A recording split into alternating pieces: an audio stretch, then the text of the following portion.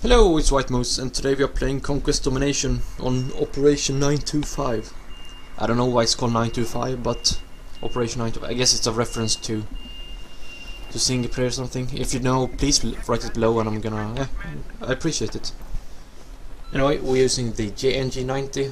It's the new bolt action sniper rifle. I'm using iron sight, laser sight, and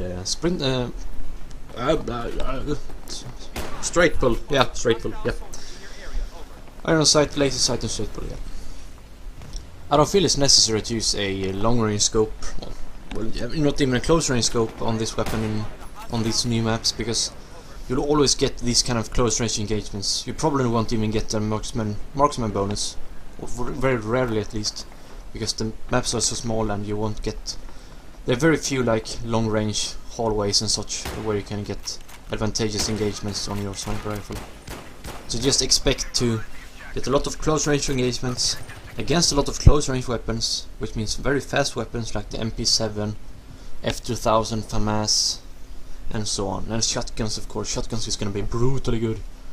I have got a nice fast gameplay. I'm probably gonna talk a bit about that as well in a later video. But yeah, it's really good to use shotguns. Much better than sniper rifles, at least I think.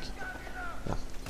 Anyway, it's more fun to use sniper rifles though, because it's more cool. Because I'm using a sniper rifle in close range and hitting people in the head, and they just splat and die and pretty much. Yeah, I just like sniper rifles because they are so powerful and it's so cool to use, pretty much. But I'm not gonna lie, I'm struggling a lot with the JNG-90 or bolt action sort of role in close range like this. Because imagine if you're using a sniper rifle and you meet a shotgun guy. I have one bullet to hit, he has like 10, and he doesn't need to hit perfectly to kill me. Or I have F2000, he just has to press his button and aim somewhere close to me and I die. I have to hit his head, which is quite difficult because, yeah, if he gets the first shot I'm gonna die, because the suppression is probably gonna make me incapable of hitting his head, and that's gonna be the death of me, pretty much. So I have to. Yeah, I have to shoot first, and I have to hit first, and I have to hit the head. Otherwise, I die. Especially when I'm running around like this and just being stupid, ass, aggressive recon wannabe, but running in, which I shouldn't do. Kind of stupid, because yeah, I die a lot. Unfortunately, in this game I don't really die a lot, but in general I die a lot. This is of course a cherry pick game, and I play better here than I did in most games, and yeah, that's how it is. Of course I'm gonna use a cherry pick game. Anyway, what I should do is that I should pick one area, like maybe pick like a third of the map, where I know I have some good advantage, like long range positions where I can get a lot of cover, where I can see the enemies in quite far range. Quite far means like 50 meters or so, and just get advantageous situations where I am the one who see the enemy first and I have cover, and I'm capable of getting to cover before he's able to return fire and so on. Because you pretty much have to play defensive, not run around like an ass like I'm doing now, and just be more careful, pick your targets, pick the areas you're gonna be in, and not like rush straight out here. It's not good. This really isn't, because right now I'm kinda doing it because I'm having teammates in front of me and that I'm an ass, but still. You shouldn't really do it because it's quite dangerous, and if someone is shooting at you, if I run into a new area, if someone is shooting at me, then I'm gonna die, most likely, unless they're bad at aiming and I'm able to jump out of the way.